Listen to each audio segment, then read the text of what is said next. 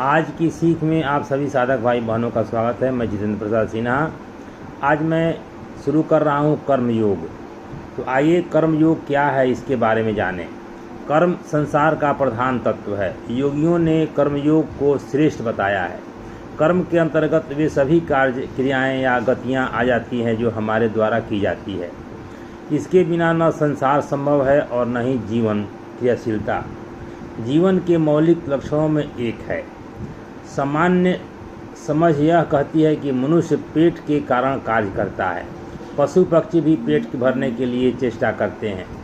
पेड़ पौधे के अंदर भी जीवित रहने के लिए अनेक क्रियाएं चलती रहती है। वह पृथ्वी से जल और भोजन ग्रहण करता है। पत्तों में प्रकाश संश्लेषण से की क्रियाएं होती है जिससे पौधे का भोजन तैयार होता है। इस प्रकार कर्म में जीवन का मूल लक्षण दृष्टिगोचर होता है। जब तक कर्म है जीवन है। कर्म का रुक जाना जीवन का अंत है। इस प्रकार देखें तो वनस्पति, पशु पक्षी तथा मनुष्य के कर्मों में अंतर नज़र नहीं आता। कोशिकीय स्तर से देखें तो अंतर और भी न्यून हो जाता है। वनस्पति कोशिका के अंदर भी हजारों क्रियाएं प्रतिक्रियाएं चलती रहती है। निर्जीव वस्तुओं में भी ये क्रियाएं होती रहती है। नदी का बहना हम रोज़ देखते हैं। आंधियाँ बड़े से बड़े पेड़ को धराशायी कर देती है।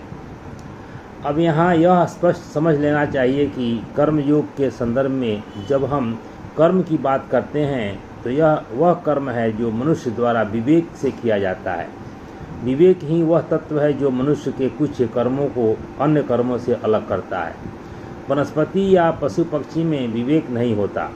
पशु पक्षी भी सांस लेते हैं, मनुष्य भी सांस लेता है। पशु पक्षी भी जुटाते हैं, मनुष्य भी जुटाता है। यह कर्म योग के अंतर्गत नहीं। जो कर्म विवेक से किए जाते हैं वह कर्म योग के अंतर्गत आता है। कर्म करने के पीछे मनुष्य का कोई न कोई उद्देश्य रहता है। यह उद्देश्य उसकी इच्छाओं, वासनाओं तथा महत्वाकांक्षाओं का भी प्रतीक होता है। जहाँ इच्छाएं और वासनाएं हैं वहाँ मोह और बंधन भी है। कर्मयोग इस बंधन से छूटने का मार्ग है।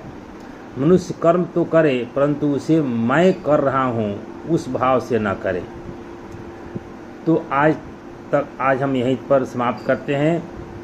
आज के लिए बस इतना ही। ध्यान से इसे सुने और अपने जीवन में उतारें। यही मेरी सफलता है। सभी को ओम।